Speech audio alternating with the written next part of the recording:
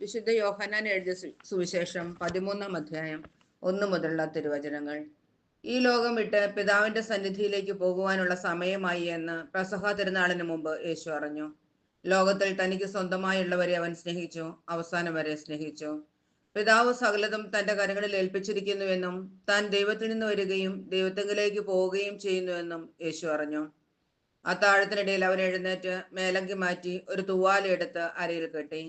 അനന്തരം ഒരു താലത്തിൽ വെള്ളമെടുത്ത് ശിഷ്യന്മാരുടെ പാദങ്ങൾ കഴുകുവാനും അരയിൽ ചുറ്റിയിരുന്ന തൂവാല കൊണ്ട് തുടയ്ക്കുവാനും തുടങ്ങി.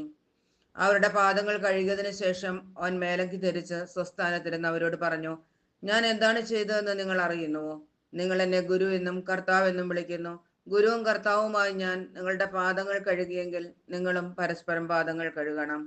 എന്തെന്നാൽ ഞാൻ നിങ്ങൾക്ക് ചെയ്തതുപോലെ നിങ്ങളും ചെയ്യേണ്ടതിന് ഞാൻ നിങ്ങൾക്കൊരു മാതൃക നൽകിയിരിക്കുന്നു.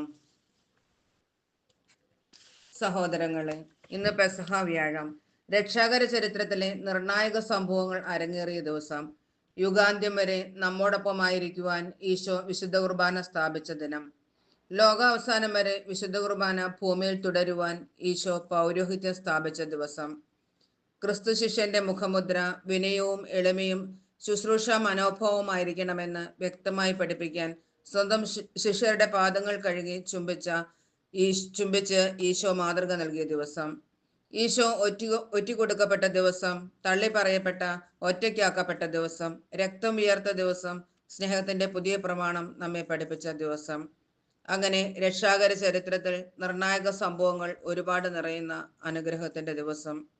ഈ ദിവസം നമുക്ക് നൽകിയ അനുഗ്രഹങ്ങളെ ഓർത്ത് നമുക്ക് പ്രാർത്ഥിക്കാം. ദാനിയേൽ അച്ഛൻ പഠിപ്പിച്ച പ്രാർത്ഥന നമുക്ക് ഏറ്റുചൊല്ലാം. പാപമോചന പ്രാർത്ഥന. വിശുദ്ധ കുർബാനയോടുള്ള അനാദരവിന് മാപ്പ് ചോദിക്കുക. കർത്താവെ, വിശുദ്ധ കുർബാനയോട് ഞാൻ അനാദരവ് കാണിച്ചതിന് എന്നോട് ക്ഷമിക്കണമേ.